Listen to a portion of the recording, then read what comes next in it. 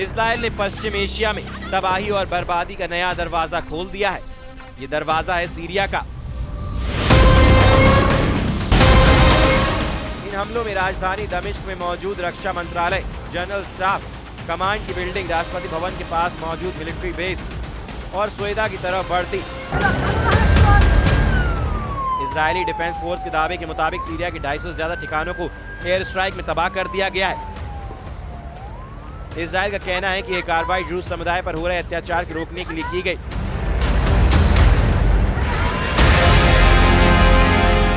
स्वेदा में सीरिया सेना के बढ़ते काफिलों को इजराइल ने पहले ही चेतावनी दी थी। जब सेना नहीं रुकी तब टैंकों को निशाना बनाकर बमबारी की गई। वीडियो फुटेज में तबाही की तस्वीरें साफ देखी जा सकती हैं। जलते हुए टैंक, तबाह सैन्य ट्रक और बिखरे पड़े शव, एक एक तस्वीर रोंगटे खड़े कर देने वाली है। ये तस्वीरें बताती हैं कि इजराइल की वायुसेना ने सीरिया पर चंद घंटों के भीतर कितना प्रचंड हमला किया है।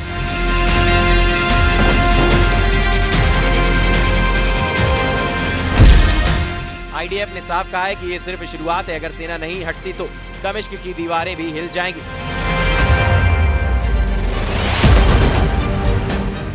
इस हमले में सीरिया के कई कमांड पोस्ट, रडार स्टेशन और एयर डिफेंस यूनिट्स तबाह हुए हैं। इजरायली सेना ने ऑपरेशन को रेसिडेंट एक्शन कहा है, लेकिन जमीनी हकीकत कुछ और कहती है। दमिश्क धमाकों से थर्रा उठा है।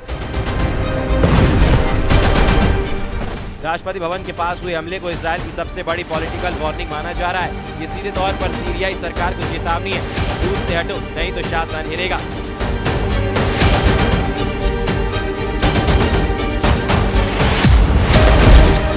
दक्षिण सीरिया का स्वेदा शहर इस वक्त गृह युद्ध की सबसे भयावह तस्वीर बन चुका है। 4 दिनों तक रूस और बेदुइन समुदाय के बीच खूनी संघर्ष चला, जिसमें अब तक 350 से ज्यादा लोगों की मौत की पुष्टि की जा चुकी है। ये झड़पें अचानक नहीं भड़की। पिछले कई महीनों से स्थानीय आपराधिक गिरोह, हथियारबंद गुटों और सरकारी चुप्पी ने इस टकराव को जमीन दी। रूस समुदाय का आरोप है कि सीरियाई सेना और खुफिया एजेंसी इन गिरोह को संरक्षण दे रही थी।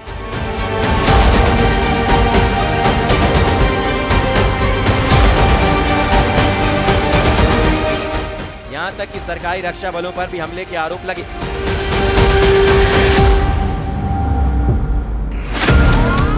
हालात तब और डरावने हो गए जब ग्रामीणों ने आत्मरक्षा के लिए हथियार उठा लिए।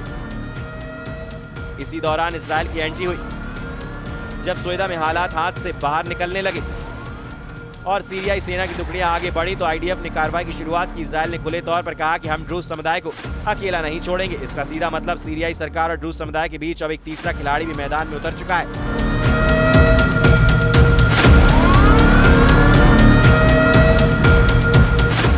लेकिन ड्रूज समुदाय को लेकर जो आरोप सीरिया की सरकार पर लगाए जा रहे हैं, उनसे सरकार के मंत्री अपना किनारा कर रहे हैं। सरकार और मजहबी रहनुमाओं के बीच सही मायने में कोई दुश्मनी नहीं है, ना ही सरकार और स्वेदा के लोगों के बीच कोई रंजिश है। सीरिया की समस्या उन गैर कानूनी गिरोहों से है जिन्होंने स्वेदा के ज्यादातर निवासियों के खिलाफ दुश्मनी दिखाई है। ये लोग महीनों से इन गिरोहों के अत्याचार झेल रहे हैं। ये सिलसिला आजादी से पहले चल रहा है। असली टकराव सरकार और डकैतों और अपराधियों के बीच है, ना कि सरकार और किसी सीरियाई समुदाय के बीच। इसके विपरीत सरकार स्वेदा के ड्रूज समुदाय को उस राष्ट्रपति एकता परियोजना का भागीदार मानती है जिसे सरकार आगे बढ़ाने की दिशा में काम कर रही है। सरकार ड्रूज समुदाय को अलग दावे कर रही है, जबकि ड्रूज समुदाय सीरिया सरकार पर आरोप लगा रहा है। लेकिन इन दोनों के बीच इजराइल ने अपने कदम सीरिया की तरफ बढ़ा दिए और नतीजा अब दुनिया देख रही है। दावा किया जा रहा है कि इजराइल की तरफ से सीरिया पर हुए इन हमलों में भारी नुकसान हुआ। यही नहीं, कई बड़े बड़े अधिकारियों के मारे जाने की भी खबर है, क्योंकि इजराइल की तरफ से हमला सीधे सीरिया के पावर सेंटर को टारगेट करके किया गया है। इजराइल के हमलों का सबसे बड़ा नुकसान सीरियाई सेना को हुआ है। आईडीएफ की रिपोर्ट के अनुसार 160 से ज्यादा ठिकानों को निशाना बनाया गया, जिसमें टैंक यूनिट, मिलिट्री ट्रक, हथियार डिपो और रडार स्टेशन शामिल हैं। खास तौर पर स्वेदा की ओर बढ़ रही सेना की टुकड़ी को सीधी टारगेट किया गया। कई टैंक और ट्रांसपोर्टर वाहन जलकर राख हो गए। सबसे चौंकाने वाला हमला दमिश्क के दिल पर हुआ, जहां जनरल स्टाफ कमांड बिल्डिंग है। राष्ट्रपति भवन के पास मिलिट्री बेस और रक्षा मंत्रालय को मिसाइलों से उड़ाया गया। सीरियाई सेना के सूत्रों ने माना कि ये बीते 5 सालों में सबसे बड़ा नुकसान है। स्वास्थ्य मंत्रालय की रिपोर्ट में कहा गया कि स्वेदा हॉस्पिटल से दर्जनों लाशें मिली हैं, जिनमें कई नागरिक और सैनिक शामिल हैं। ये वही इलाका है जहां ड्रूज और बेदुइन के बीच संघर्ष चल रहा था और सेना के पहुंचते ही हालात और भड़क गए। यही वजह है कि सीरिया के अंतरिम राष्ट्रपति अहमद अल शारा ने इसराइल पर अराजकता और विनाश जैसे शब्दों का इस्तेमाल कर गंभीर आरोप लगाया है। सोइदा में हुई 300 से ज्यादा मौतों के बाद गुस्सा उबल पड़ा है। इजरायली ड्रूज नागरिकों ने सीरिया बॉर्डर की बाढ़ काट कर 1000 की संख्या में सीमा पार कर ली है। इस समुदाय से जुड़े लोग सीरिया, लेबनान, जॉर्डन और इसराइल में हैं और इनकी संख्या लगभग 10 लाख है। ड्रूज न पूरी तरह से मुस्लिम है, न ईसाई और न ही यहूदी। इन्हें शिया संप्रदाय की शाखा माना जाता है। सीरिया में करीब 8 लाख ड्रूज रहते हैं और सबसे ज्यादा सोइदा प्रांत में रहते हैं। वहीं इसराइल में लगभग 1.5 लाख ड्रूज समुदाय के लोग हैं जिन्होंने इजरायली नागरिकता ले रखी है और वो इजरायली सेना में काम करते हैं। दिलचस्प बात यह है कि ड्रूज अपनी धार्मिक प्रथाओं को दुनिया से छिपा कर रखते हैं। खास बात यह कि इस समुदाय की धार्मिक प्रार्थनाओं को जानने का हक भी सिर्फ इस समुदाय से जुड़े बड़े लोगों को होता है। गोलान हाइट्स में ड्रूज समुदाय के 20,000 से ज्यादा लोग रहते हैं। ये एक बेहद अहम रणनीतिक इलाका है। इस इलाके को इसराइल ने 1967 में सीरिया से छीन लिया था और तब 6 दिन तक जबरदस्त लड़ाई चली थी। इसराइल ने 1981 में इसे अपने इलाके में शामिल कर लिया था। गोलान हाइट्स में 25,000 यहूदी समुदाय के लोग भी रहते हैं, लेकिन समझना ये भी जरूरी है कि आखिर सीरियाई सरकार और ड्रूज कम्युनिटी के बीच छिड़े संग्राम का बैकग्राउंड क्या है। अतीत की कहानियां बताती हैं कि ड्रूज समुदाय में से कई लोग बशर अल असद के शासन के भी विरोधी थे और ये लोग अंतरिम राष्ट्रपति को लेकर भी बहुत भरोसेमंद नहीं है।